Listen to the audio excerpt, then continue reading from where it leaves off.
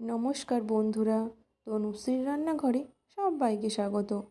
আজকে আমি বানাবো ডিম আর ডাল দিয়ে অসাধারণ একটি রেসিপি, যা ভাত বা রুটি সব কিছু দিয়ে খেতেই অসাধারণ লাগে। একবার হলেও বানিও, কথা দিচ্ছি ফেল হবে না।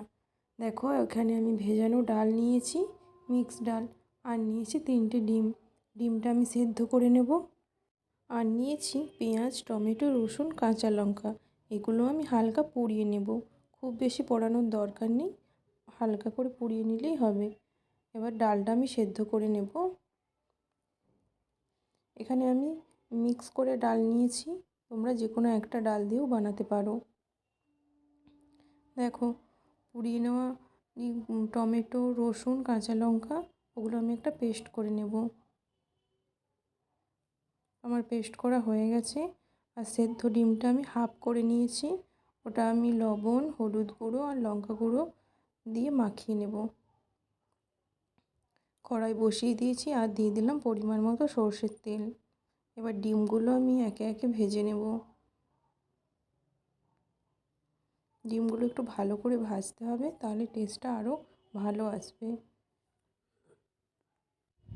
দেখো, ডিমগুলো আমার ভাজা হয়ে গেছে। এবার ওই তেলের মধ্যে আমি একটা ছোট সাইজের পেঁয়াজ কুচিয়ে নিয়েছি, ওটা আমি দিয়ে দিলাম। পেঁয়াজটা হালকা ভাজা ভাজা হয়ে যাবে, এরপর আমি আদা রসুন অ্যাড করব। দেখো, পেঁয়াজটা ভাজা হয়ে গেছে, এবার আমি আদা রসুন দিয়ে দিলাম।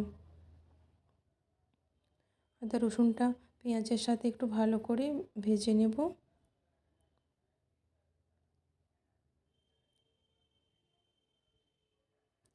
আর দিয়ে দিলাম সামান্য লবণ। এবারে ওই বাটা মশলাটা দিয়ে দেব। এই বাটা মশলাটা দেওয়ার কারণে রান্নার টেস্টটা আরও বেড়ে যায়।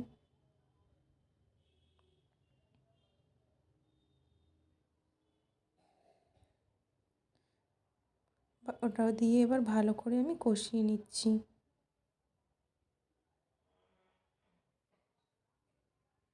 এবারে আমি গুঁড়ো মশলা দিয়ে দেব। দিয়ে দিলাম ধনে পাউডার, জিরে পাউডার আর হলুদ গুঁড়ো, আর দেবো কাশ্মীরি রেড চিলি পাউডার।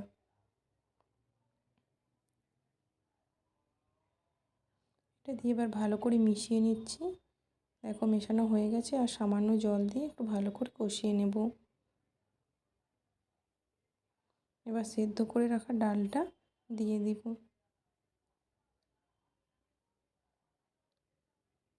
দেখো, ডালটা আমি এরকমভাবেই সেদ্ধ করেছি। এবার সেদ্ধ করা ডালটা আমি দিয়ে দিলাম। মশলার সাথে ভালো করে মিশিয়ে নিতে হবে, তারপর পরিমাণ মতো জল অ্যাড করতে হবে। খুব বেশি জল অ্যাড করা যাবে না।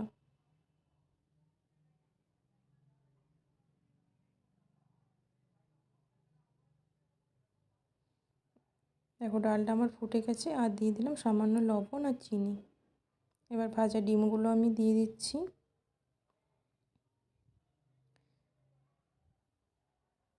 এবার একটা বাটিতে আর দিয়ে দিলাম একটা কাঁচা লঙ্কা। এবার একটা বাটিতে সর্ষের তেল দিয়ে তাতে তেজপাতা, গোটা জিরে আর এলাচ, দারুচিনি দিয়ে ওটাকে আমি ভালো করে ভেজে নিয়ে ওর মধ্যে ফোড়ন দিয়ে দিলাম। এই ফোড়নটা অবশ্যই অ্যাড করো, খেতে আরও টেস্টি হবে। এখানে কুচনো নারকেলও দিতে পারো, আমি দিইনি। রান্নাটা আমার হয়ে গেছে। অবশ্যই ট্রাই করো আর লাইক করো। আজকের মতো বাই।